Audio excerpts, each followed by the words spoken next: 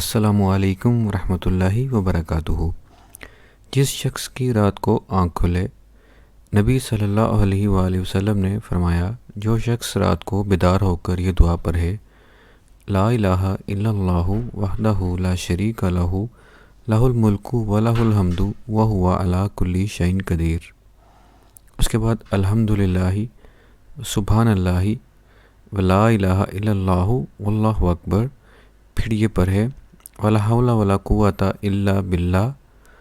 और उसके बाद अल्लाहुम्मा मग़फ़िरली।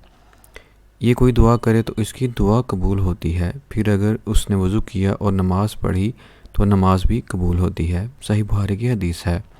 आप सब बहन भाई भी रात को सोने से पहले या जब भी रात को आँख खुले तो ये कलिमात ज़रूर पढ़ा करें। ये बहुत मुजरब कलिमात हैं। अस्सलामु अलैकुम रहमतुल्लाहि व बरकातुहू।